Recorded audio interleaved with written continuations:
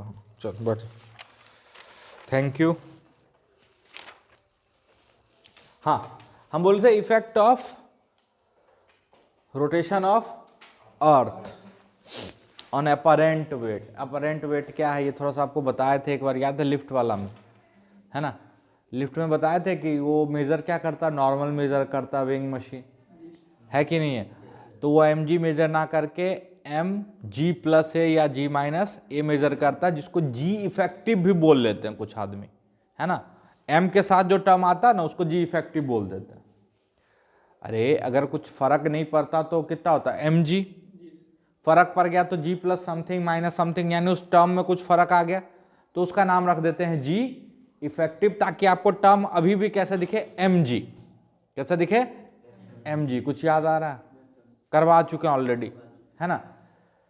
तो अच्छा, फिर हम आपको बोले थे कि देखो हम अभी रटवा दें, बोल दिए कि अर्थ सरफेस इनर्शियल फ्रेम है, और कल के दिन बोलें कि देखो अर्थ सरफेस इनर्शियल फ्रेम नहीं है, तो आपको बुरा लगेगा, फिर लगेगा कि यार इससे अच्छा तो केमिस्ट्री पढ़ लेते, है ना।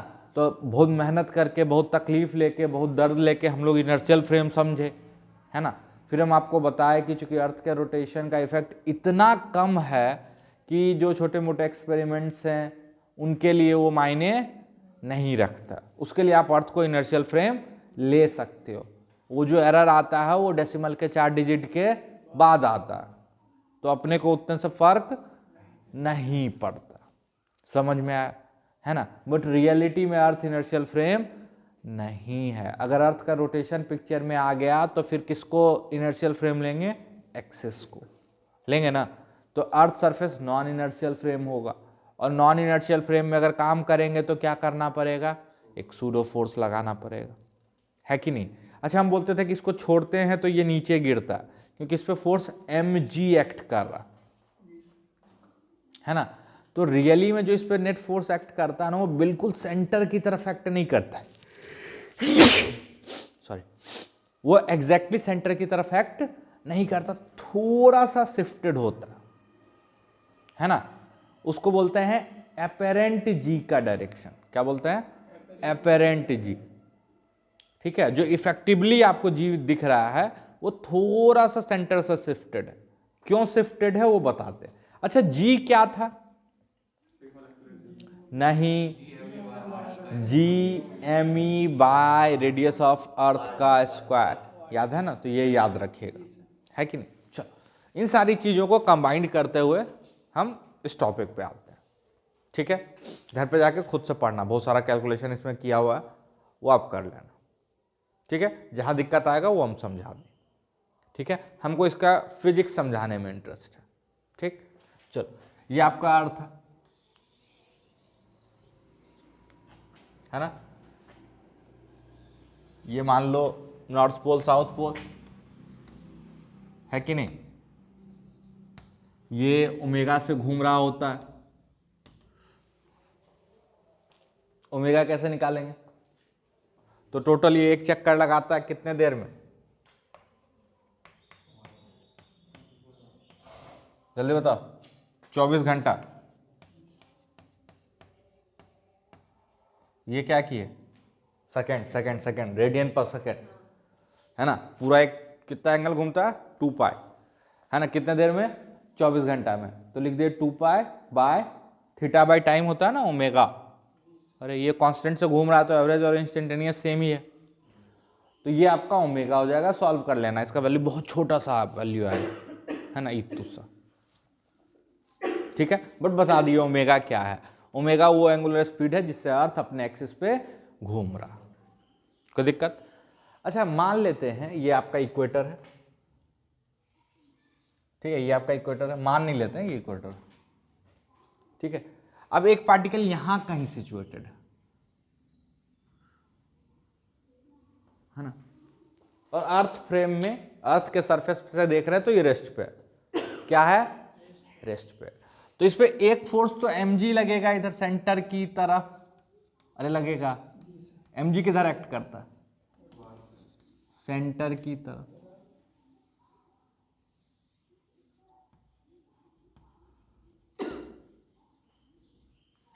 इसमें तो कोई शक नहीं है, क्योंकि mg फोर्स है वेयर g असल में ये पूरा फोर्स अगर लिखोगे तो ये ऐसे है कुछ, G mass of earth, mass of particle by ये दूरी है ना, रेडियस ऑफ अर्थ का स्क्वायर। इस पूरे टर्म को हम जी बोल दे रहा।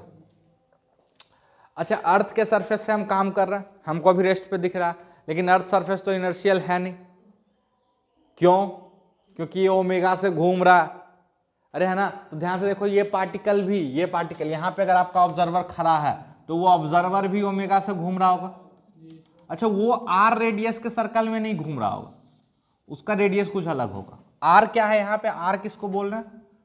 इसको कैपिटल आर बोल रहे हैं, रेडियस ऑफ अर्थ। तो क्या ये आर रेडियस के सर्कल में घूम रहा है? नहीं, है ना। मान लेते इसका लैटिट्यूड यहां से थीटा, क्या है? थीटा एंगल पे, है ना। तो ये जिस रेडियस के सर्कल में घूम रहा है, ये रेडियस क्या हो जाएगा?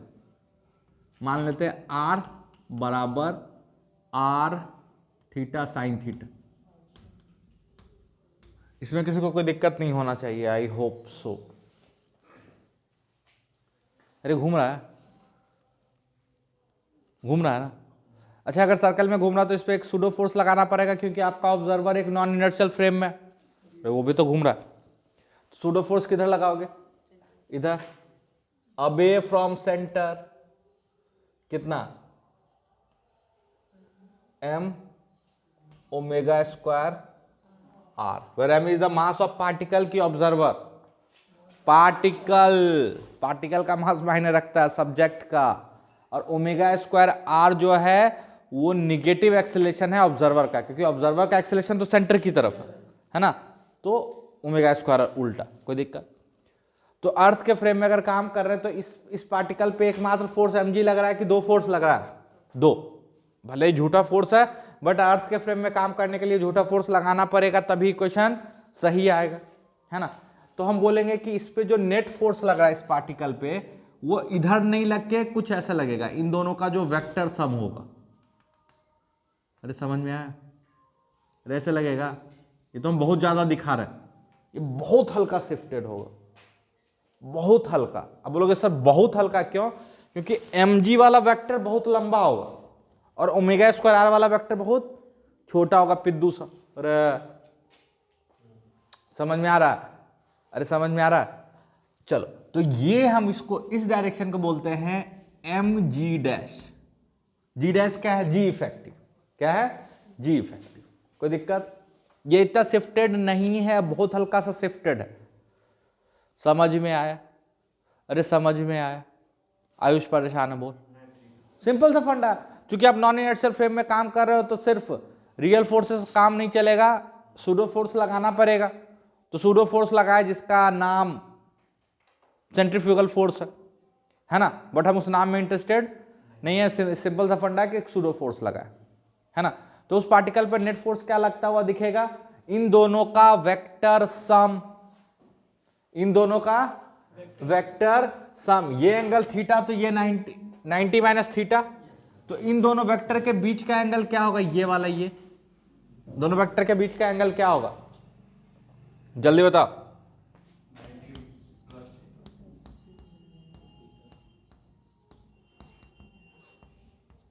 इतना देर लगा रहे हो ना, कैलकुलेशन भी नहीं आता। ये इन दोनों वेक्टर के बीच का एंगल है, अरे है ना। तो ये जो नेट फोर्स आएगा mg डैश, ये आ जाएगा अंडर रूट इसका square,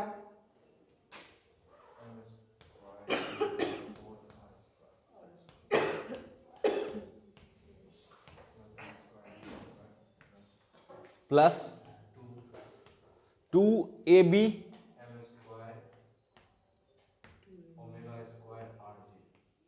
omega square cos of angle between them. अबे फिर रट रहा, पहले लिखो तो सही। 10 स्टेप आगे ही चलने की कोशिश में रहता, गधा उल्लू। ध्यान से देखो तो ये एम कैंसिल आउट हो जाएगा थ्रू आउट। सर इधर एम स्क्वायर, ये कैसे होगा? अब नालायक m स्क्वायर रूट से बाहर आएगा, m बचेगा, है ना। कुछ लोग शकल तार रहे थे और जब हम ये बता तो बोलेगा अच्छा मास्टर बता दिए, है कि नहीं। नहीं तो पूछना पड़ता कि m और m स्क्वायर कैसे कट गया, है ना मनीष। समझ आता। अच्छा ओमेगा चूंकि बहुत छोटा है तो इस टर्म को आप नेग्लेक्ट कर सकते हो।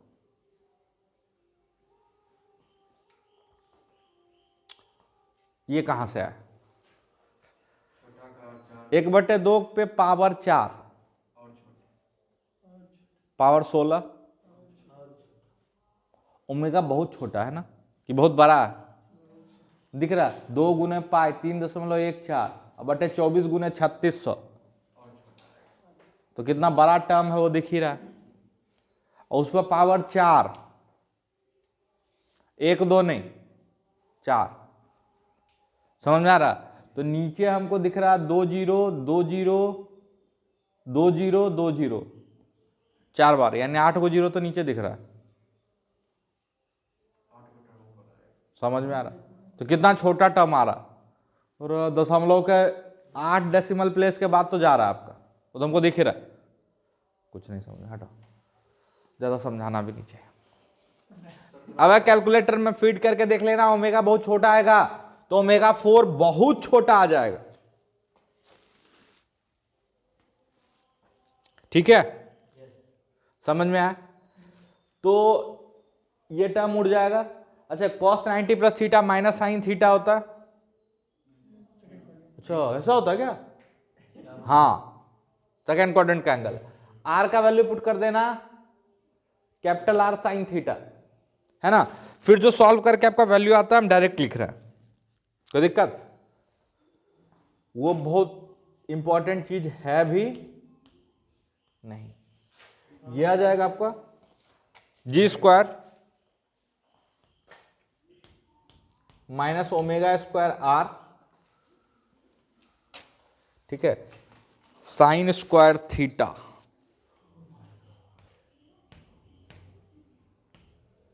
Into 2g minus omega square R, ठीक है। हमको इस टर्म में बहुत ज्यादा इंटरेस्ट नहीं, मेरा जो इंटरेस्ट वाला पार्ट है वो हम समझा रहे हैं, समझ में आया। ये इफेक्टिव जी है, क्या है, इफेक्टिव जी।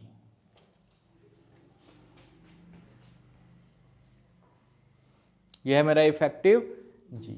अच्छा इससे एक चीज समझ में आएगा, अगर थीटा को आप कर दो 90 डिग्री तो ये टर्म सबसे बड़ा हो जाएगा, यानी जी डैश का वैल्यू सबसे छोटा हो जाएगा, है ना। तो सबसे कम जी इफेक्टिवली कहां पे एक्ट कर रहा होगा, इक्वेटर पे। अब 90 मतलब इधर, थीटा ऊपर से मेजर किए हैं, समझ में आया। तो इक्वेटर पे इफेक्टिवली जी का वैल्यू सबसे कम आएगा, और सबसे ज्यादा कहां पे आएगा, पोल पे। पोल पे चले जाओगे तो ये 0 हो जाएगा, जी डैश अप्रोक्सीमेटली जी के बराबर आ जाएगा, समझ में आया। अरे समझ में आया। इसी के कारण अर्थ का शेप भी थोड़ा डिस्टॉर्टेड है, एग्जैक्टली स्फेयर नहीं है, ऊपर से थोड़ा सा चिपटा हुआ है और इक्वेटर के पास थोड़ा सा बल्ज आउट किया हुआ, समझ में आया, नहीं समझ में। अब डायमीटर में अंतर है, डाटा चेक कर लेना, ठीक है। इक्वेटर के पास डायमीटर ज्यादा है और पोल टू पोल जब मेजर कर दो तो डायमीटर छोटा है, इसलिए बचपन में पढ़े भी होगे कि अर्थ का शेप संतरे के जैसा होता है ना, हमारे स्कूलों में ऐसे ही पढ़ाया जाता है। अबे उतना भी चपटा नहीं है, थोड़ा सा डिफरेंस है, बट एग्जैक्टली स्फेयर नहीं है, समझ में आया, समझ में आया, पक्का। अच्छा अगर हम यहां पे एक रस्सी में बॉब को लटकाएंगे, ठीक है, एक रस्सी में एक बॉब को लटकाएंगे, अब बोलोगे ऐसे थोड़ी लटकाएंगे, अब ये अर्थ के फ्रेम से देख रहे हो तो ऐसे ही दिखेगा, ठीक है, आपका घर भी ऐसे ही होगा, है ना। तो ये जी के तरफ डायरेक्टेड होगा कि जी डैश के तरफ, जी डैश के तरफ डायरेक्टेड होगा, क्योंकि उस पर नेट फोर्स किधर लग रहा है, जी डैश की तरफ। जब उसको छोड़ोगे तो वो रेस्ट पे कहाँ आएगा, जी डैश की जी की तरफ की जी डैश की तरफ, जी डैश की तरफ। मतलब आप किसी चीज को रस्सी में बांध के लटकाते हो ना, तो वो जी का डायरेक्शन नहीं शो करता, वो जी डैश का डायरेक्शन शो करता। अब बोलोगे अच्छा सर फिर तो सब चीज टेढ़ा होता। अबे ये बहुत छोटा है, जाके घर पे कैलकुलेट करके देखना ये डिफरेंस है ना। ये जो एंगल है ना, ये एंगल, ये एंगल बोल दो फाई, क्या बोल दो, फाई। तो tan फाई का वैल्यू लिख सकते हो क्या, कोई बताओ तो, tan फाई जल्दी बताओ। अच्छा एंगल निकालना आता है, दो वेक्टर का जो रिजल्टेंट होता है वो एंगल कितना बनाता है, बी साइन थीटा। तो बी साइन थीटा है M omega square R, B sine theta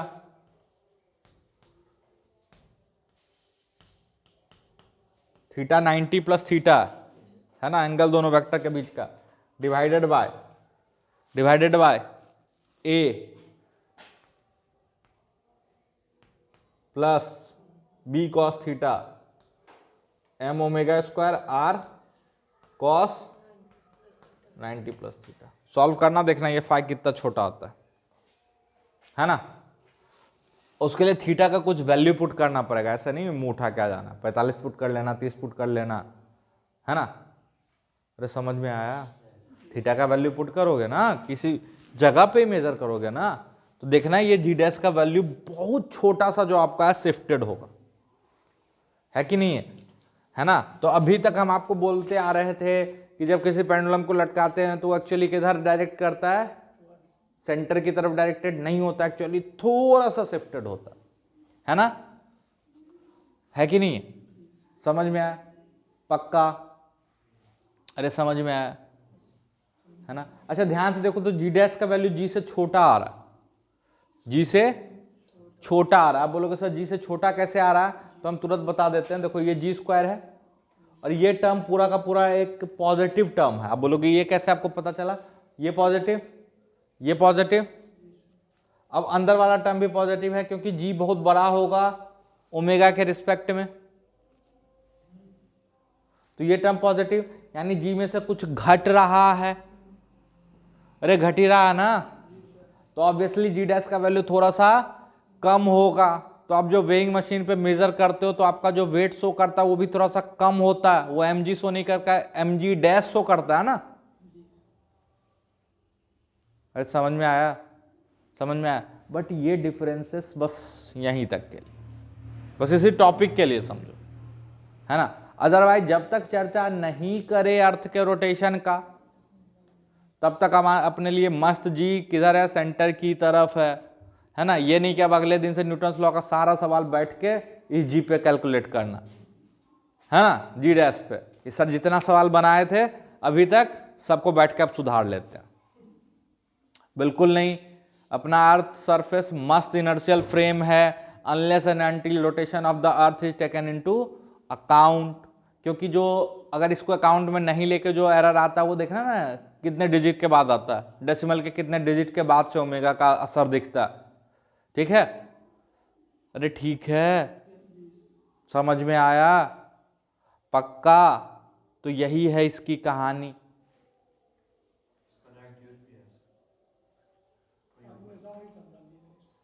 कोई यूज नहीं, सवाल दे दे स्पेशली ऐसा तो यूज है, अदरवाइज आपके लिए जी किधर है, सेंटर की तरफ है।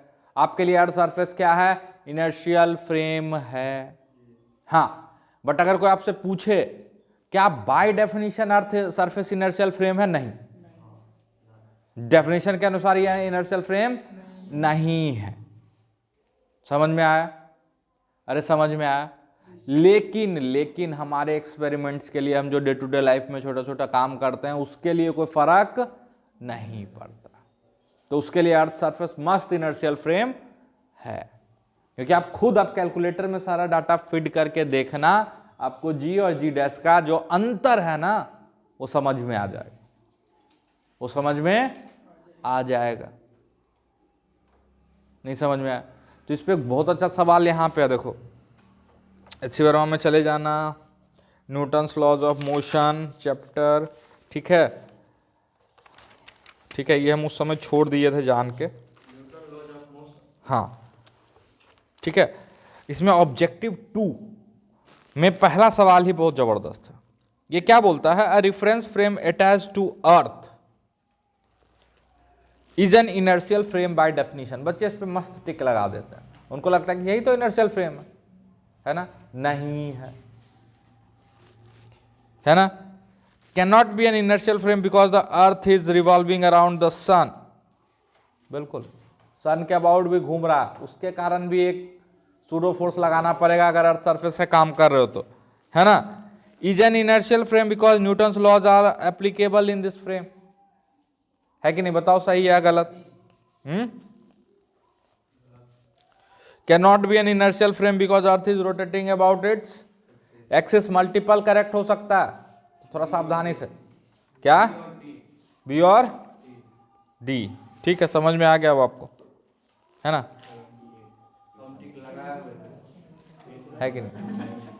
इसमें क्या था, सही को चूज करना ना। हाँ, तो is an inertial frame by definition बिल्कुल नहीं हो सकता, है ना। Can not be an inertial frame because earth is revolving round the sun, बिल्कुल, सन के अबाउट भी घूम रहा है तो उसके कारण भी एक सूडो आएगा। अरे वो तो अभी पिक्चर में लिए भी नहीं है, ठीक है। Is an inertial frame because Newton's laws are applicable, नहीं, एग्जैक्टली एप्लीकेबल नहीं है इस फ्रेम में, है ना। अगर एग्जैक्टली एप्लीकेबल होता फिर तो ये इनर्शियल फ्रेम हो ही जाता।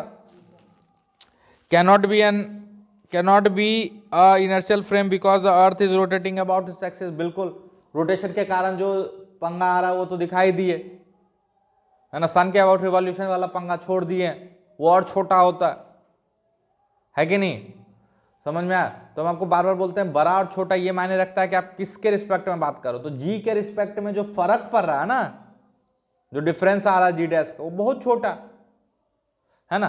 तो इसलिए अब अपना अर्थ सरफेस क्या लिया जा सकता है, इनर्शियल फ्रेम। लेकिन बहुत हाई प्रिसीजन एक्सपेरिमेंट चल रहा है कहीं पे, तो वहां पे नहीं ले सकते, है ना।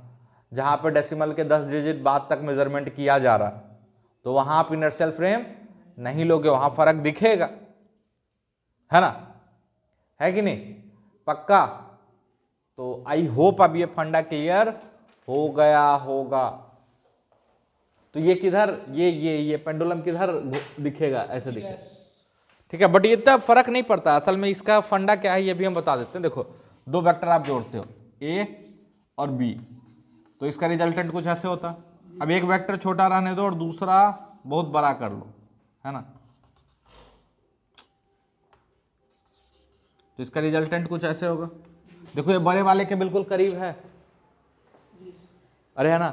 अब ये वेक्टर असल में ये बहुत छोटा है, और ये जो अगर सच में ड्रॉ करोगे ना स्केल पे, क्योंकि वेक्टर का लेंथ क्या होता था, मैग्नीट्यूड, तो अगर उसके अनुसार स्केल पे ड्रॉ करोगे ना, तो इसके हिसाब से mg वाला वेक्टर बहुत बड़ा जाएगा।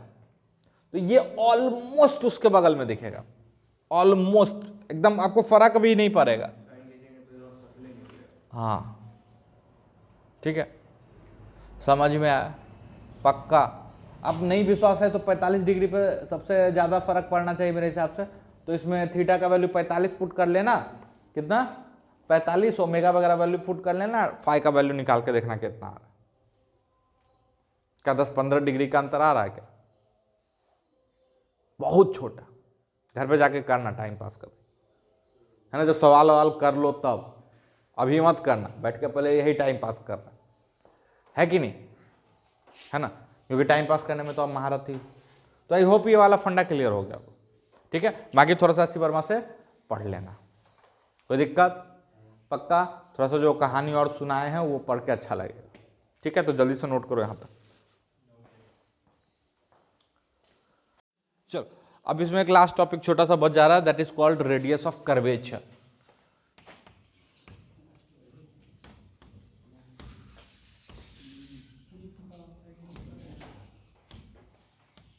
ठीक है, ये क्या चीज है रेडियस ऑफ कर्वेचर। तो ध्यान से देखो, किसी भी ट्रैक को, किसी भी शेप का जो कर्व्ड ट्रैक है ना, हर हिस्से को आप किसी न किसी सर्कल का हिस्सा मान सकते हो, है ना। जैसे यहां पे अगर एक सर्कल फिट करो ऐसे, तो आपको ये कुछ ऐसा सर्कल का ये टुकड़ा दिखेगा, ये वाला पार्ट, अरे है ना। ये वाला पार्ट पे अगर सर्कल फिट करो तो ये सर्कल बड़ा होगा, है ना। यहाँ पे एक सर्कल फिट करो तो ये छोटा होगा, है ना। तो यहाँ पे हम इस सर्कल के रेडियस से कैलकुलेशन करेंगे, यहाँ पे यहाँ पे बात कर रहे होंगे तो इस सर्कल के रेडियस से कैलकुलेशन होगा, यहाँ पे बात कर रहे होंगे तो इस सर्कल के रेडियस से कैलकुलेशन होगा। अरे होगा ना, अरे है कि नहीं? ये सीधा पाथ नहीं है, सब कर्व्ड पाथ है कि नहीं। अच्छा, स्ट्रेट लाइन को क्या बोलोगे? क्या वो भी किसी सर्कल का हिस्सा? बिल्कुल, उसका रेडियस बहुत बड़ा, इनफाइनाइटली लार्ज। अगर किसी को लगता है कि स्ट्रेट लाइन सर्कल का हिस्सा नहीं है तो हम 1 मिनट में प्रूफ कर देंगे। आप खड़ा होकर देखते हो तो आपके आगे जो घर है, घर वो ऐसे झुकता हुआ दिखता है क्या? ये पागल आदमी है। और जो तुमको दिखता है कि धरती ऐसे घूम गई है, तो धरती सीधा है क्या? है तो वो स्फीयर, अरे है ना। लेकिन जब उसके करीब चले जाते हो तो आपका जो दूरी होता है सेंटर से, उसके रेडियस के रिस्पेक्ट में बहुत कम हो जाता है। सॉरी, सेंटर से नहीं, सरफेस से जो दूरी है, तो आपको ये कैसे दिखता है? Straight line. कुछ समझ में आ रहा है? है ना। और अर्थ सरफेस से आप 1000 किलोमीटर ऊपर चले जाओ तो दिखेगा गोला है कि नहीं? अरे है कि नहीं? क्यों? क्योंकि तब अर्थ सरफेस से 1000 किलोमीटर दूर जाने पे जो उसका रेडियस है वो कंपेरेबल है, क्योंकि अर्थ का रेडियस 6400 किलोमीटर है। तो 6400 किलोमीटर में 1000 जोड़ने घटाने से फर्क पड़ता। अरे 6400 में 1000 जोड़ोगे तो फर्क पड़ेगा ना भाई, लेकिन 64 में 1 2 जोड़ 2 घटा दो, कोई खास फर्क नहीं पड़ता। समझ में आया? तो जब आप अर्थ के सरफेस पे होते हो तो यही आपको क्या दिखता है? Straight line. जबकि ये है तो ऐसे ना गोला, है ना। तो स्ट्रेट लाइन का रेडियस ऑफ कर्वेचर बहुत बड़ा है ना। मैथमेटिकली उसी को इनफाइनाइट बोलते हो आप लोग, है कि नहीं।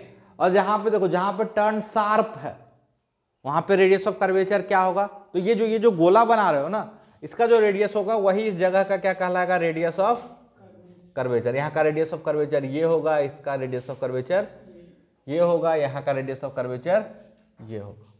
अरे दिख रहा? मतलब शार्प टर्न तो छोटा radius of curvature, smooth turn तो बड़ा radius of curvature, straight line तो infinitely large radius of curvature. अरे समझ में आ रहा है? समझ में आ रहा है ना। अब रेडियस ऑफ कर्वेचर का मैथमेटिकल फॉर्मूला क्या होता है भाई साहब? तो रेडियस ऑफ कर्वेचर का फॉर्मूला होता है, पता नहीं हमको याद है कि नहीं, देखते हैं लिख के।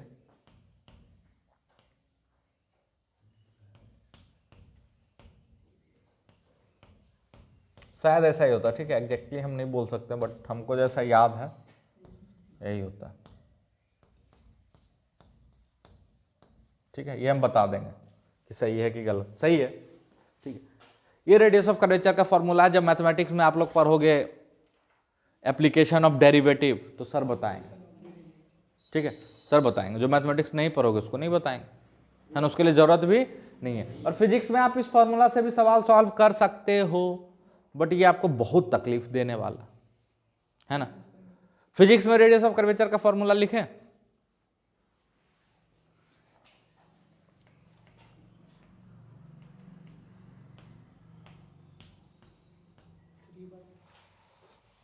खत्म। स्पीड का स्क्वायर बटे एक्सेलेरेशन का परपेंडिकुलर कंपोनेंट, खत्म। वो मैथमेटिकल अप्रोच है, ये फिजिक्स वाला अप्रोच है ना। अब ये कैसे है? तो हम सीखे हैं कि एक्सेलेरेशन का परपेंडिकुलर कंपोनेंट क्या होता है? स्पीड का स्क्वायर बटे रेडियस। अरे है ना, अरे है कि नहीं? सर्कुलर मोशन पढ़े हो तो वहां से रेडियस ऑफ कर्वेचर उस पर्टिकुलर पॉइंट पे जो सर्कल का जिस भी सर्कल का हिस्सा रहा होगा उसका रेडियस इतनी आसानी से निकाला जा सकता है कि नहीं? अरे निकाला जा सकता है कि नहीं? स्पीड का स्क्वायर बटे एक्सेलेरेशन का परपेंडिकुलर कंपोनेंट, परपेंडिकुलर कंपोनेंट या नॉर्मल कंपोनेंट या रेडियल एक्सेलेरेशन जिसको बोलते हो। अरे हाँ ना बोलते जाना, अब आपकी मर्जी, आप उससे चलो या इससे चलो, है ना। तो इस पे कुछ अच्छा सवाल है, 1 2 सवाल तो अभी हम करवा देते हैं और होमवर्क में लिख लेना। इस पे 2 अच्छा सवाल है, इसमें एक ही लिख लो ना कम से कम। 1.42 यूरोडोव का 1.42 4 2 हम स्क्रीनशॉट डाल देंगे ग्रुप में, ठीक है, सब ट्राई करोगे, है कि नहीं? हाँ बोल। हाँ, dy बाई डी एक्स का होल स्क्वायर है और ये d2y by D X square second derivative है और वो पूरा पावर 3/2 है, ठीक है? समझ में आया? अरे समझ में आया पक्का? तो हम तो इससे चलेंगे, है कि नहीं? चलो तो एक दो छोटा छोटा सवाल कर लें तो अपना ये चैप्टर खत्म हो जाएगा।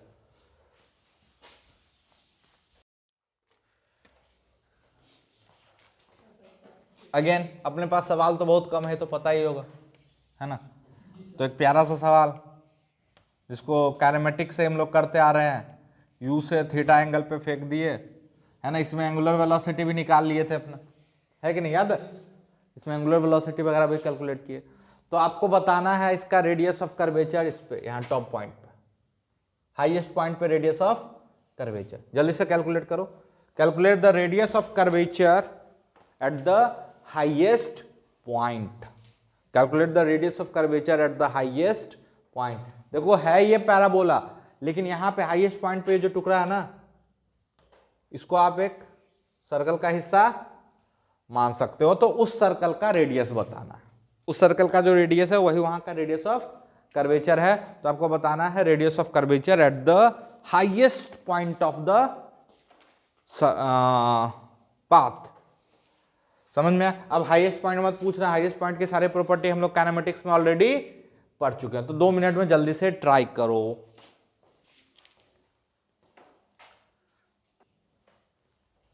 चलो मैथ वाले सर से पूछोगे रेडियस ऑफ कर्वेचर तो क्या बताएंगे पता है?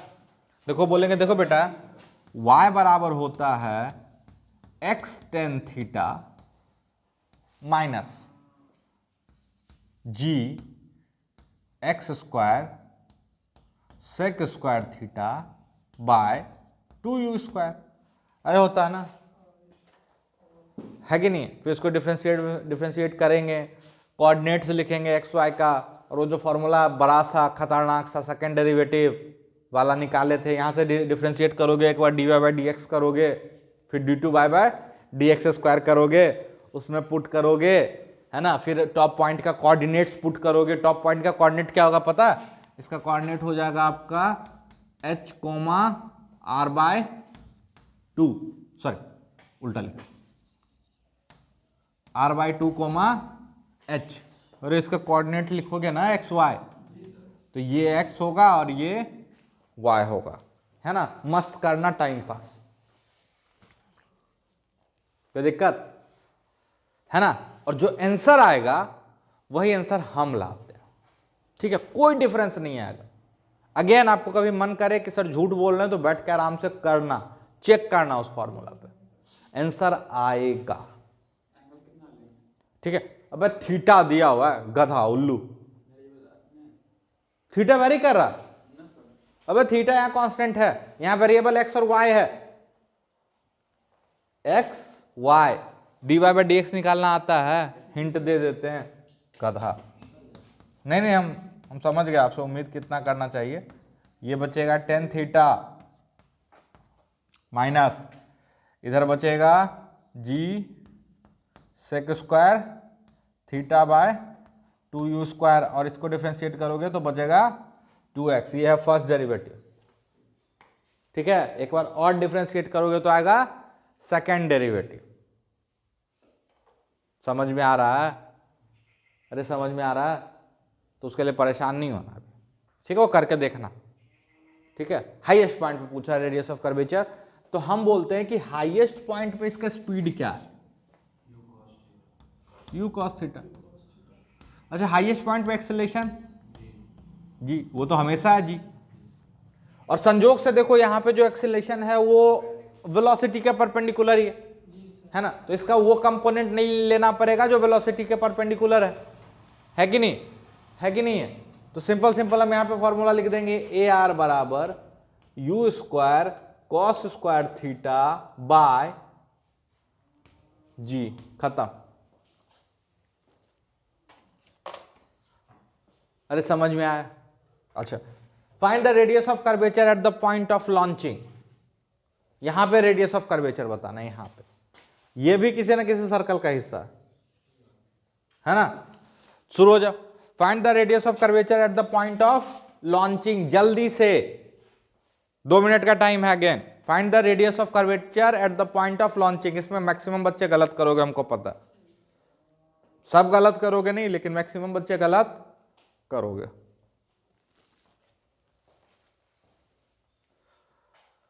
देखो ये रेडियस ऑफ कर्वेचर है इस जगह का, ठीक है, ये ए आर नहीं है भाई, ठीक है। रेडियस ऑफ कर्वेचर निकालो।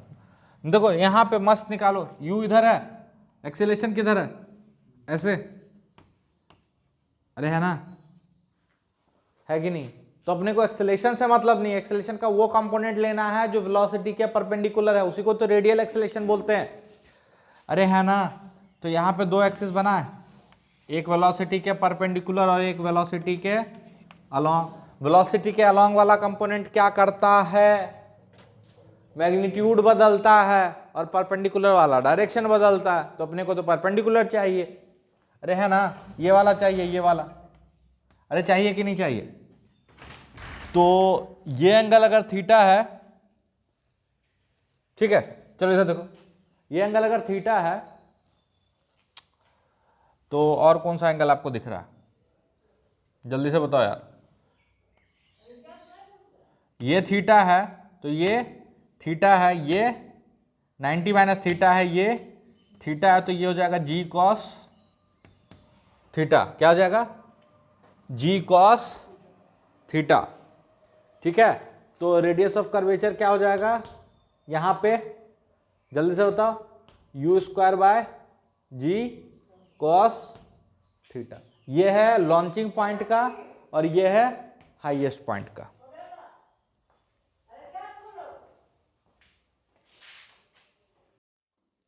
चलो, तो इस तरह से अपना सर्कुलर मोशन चैप्टर समाप्त हो गया। सवाल करोगे समझ में आएगा, और है ना, बाकी हम लोग सवाल के थ्रू डिस्कस करते रहेंगे।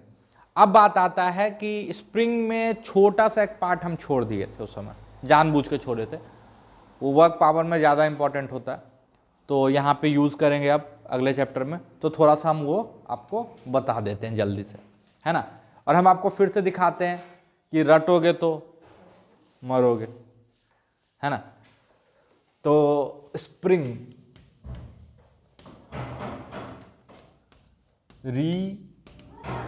रीविजिटेड, हम लोग कई बार विजिट करेंगे स्प्रिंग को, है ना। जहाँ पे जो जरूरत आता जाएगा उसको वहीं पे पढ़ते जाएंगे, है ना। ऐसा नहीं कि अब स्प्रिंग पढ़े हैं तो स्प्रिंग खत्म करके ही चलेंगे, है ना। हम आपकी तरह किसी टॉपिक से प्यार नहीं करते, है कि नहीं। आप लोगों को तो प्यार हो जाता सवाल से, टॉपिक से, है ना, दिल लगा लेते हो, है ना। लॉजिक, फिजिक्स में बस लॉजिक, दिल लगाने का जगह ही नहीं, है ना। तो ध्यान से देखो, एक चीज आपको किताब में मिल जाएगा, उसका प्रूफ भी हम कर देंगे, उसके लिए परेशान नहीं होना। वो बोलता है क्या कि देखो भाई, एक स्प्रिंग है, इसका स्प्रिंग कांस्टेंट K1 है, दूसरा स्प्रिंग ऐसे अटैच कर दो, इसका स्प्रिंग कांस्टेंट K2 है ना। दूसरा स्प्रिंग लगा दिए, इसका स्प्रिंग कांस्टेंट K2 है, तो इसको बोलते हैं सीरीज कनेक्शन। क्या बोलते हैं, सीरीज कनेक्शन। तो जो इसके इक्विवेलेंट एक स्प्रिंग मिलता है, उसका स्प्रिंग कांस्टेंट होता है 1/K1 प्लस 1/K2। बच्चा लोग रट लेता, खुश हो जाता और उसको याद दिया ला जाता। देखो क्लास 10th में आप लोग पढ़े थे ना सीरीज और पैरेलल, इसमें उल्टा चलता है कि नहीं है। और जो 13th का बच्चा होता है उसको रटाया जाता, देखो ये बिल्कुल कैपेसिटर की तरह चलता। जो कैपेसिटर पढ़े हो सुने हो, है ना। आप तो 13th के नहीं हो तो आपको नहीं समझ में आएगा, आप शायद सुने होंगे कैपेसिटर 12th में, है ना। तो कैपेसिटर में ऐसे ही चलता है। कैपेसिटर को जब सीरीज में जोड़ते हैं तो फॉर्मूला आता है 1/C equivalent equal to 1/C1 plus 1/C2। और इसी को जब पैरेलल में जोड़ते हैं,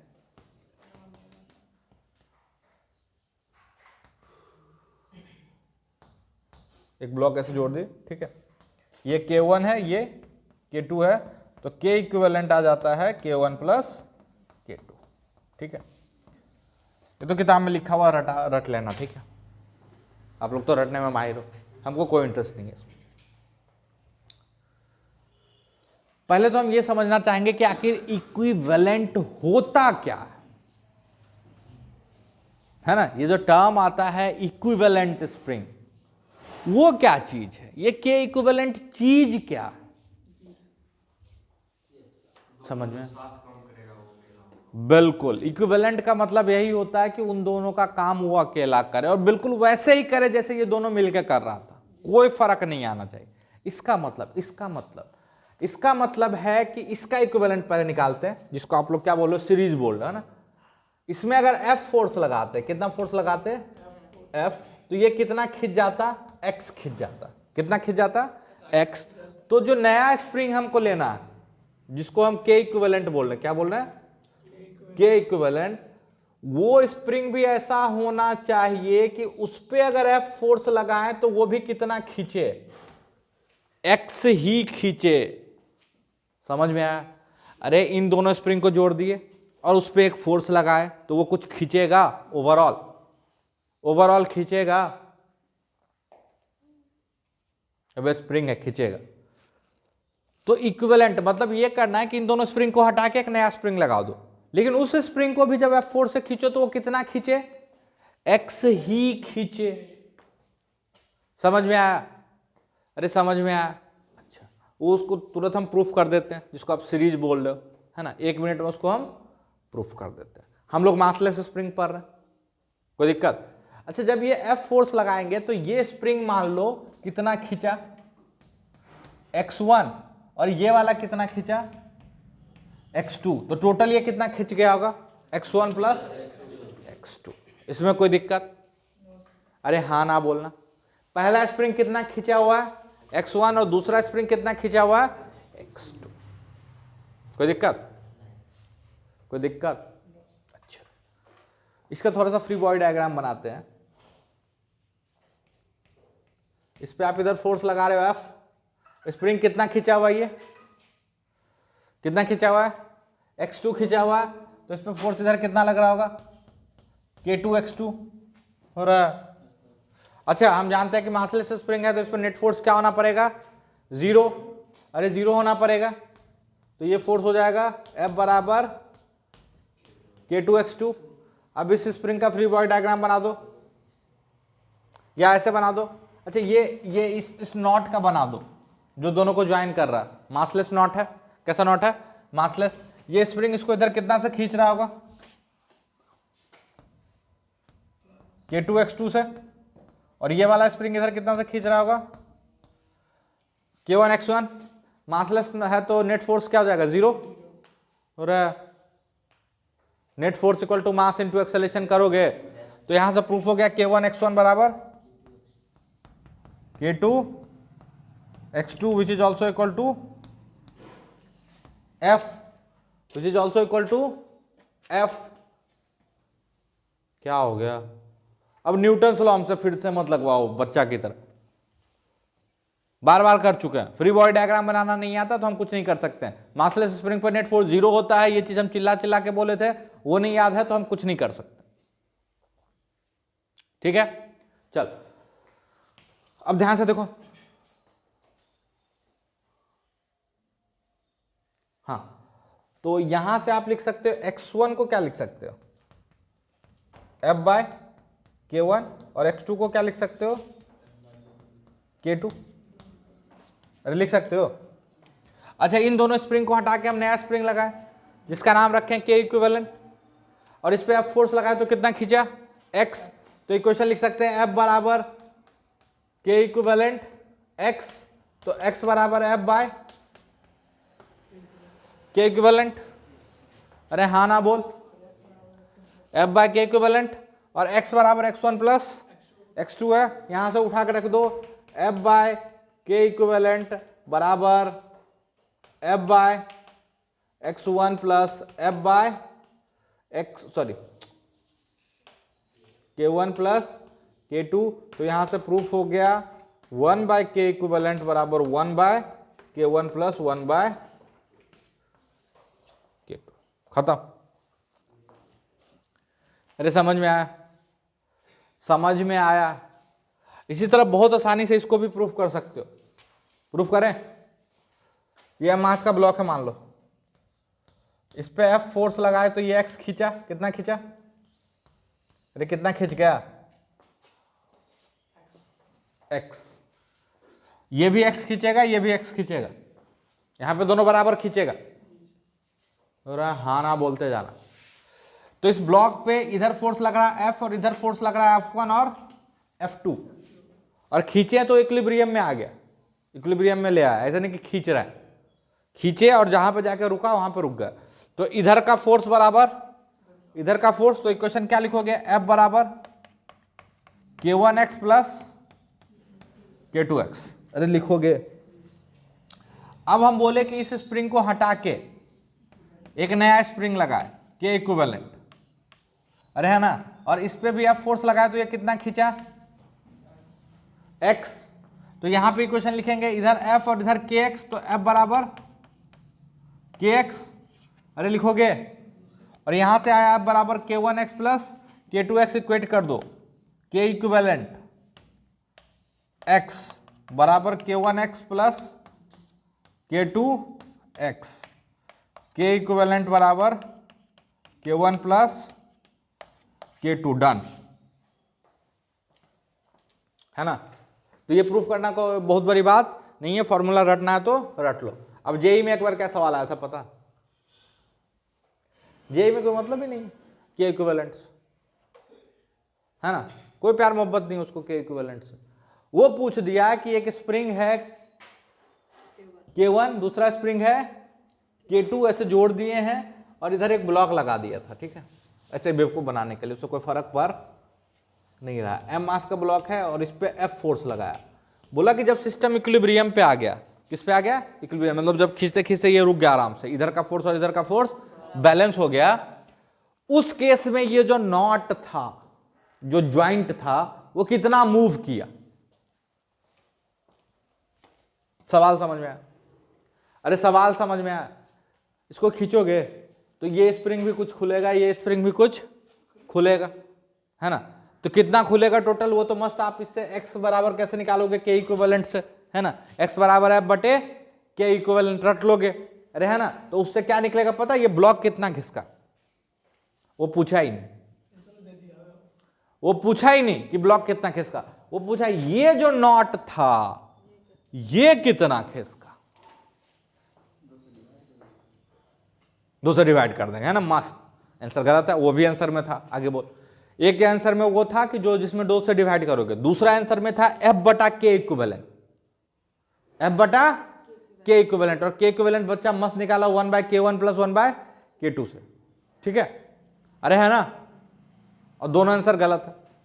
हम क्या पूछ रहे हैं समझ में भी आ रहा है, ये स्प्रिंग और इसमें एक और स्प्रिंग जुड़ा, तो ये जो ज्वाइंट है ना, खींचोगे तो ये ज्वाइंट भी शिफ्ट होगा क्योंकि ये स्प्रिंग एक्सटेंड हो रहा, समझ में आया, ट्राई करो ट्राई करो, ऐसा शकल तारने से कुछ नहीं होगा।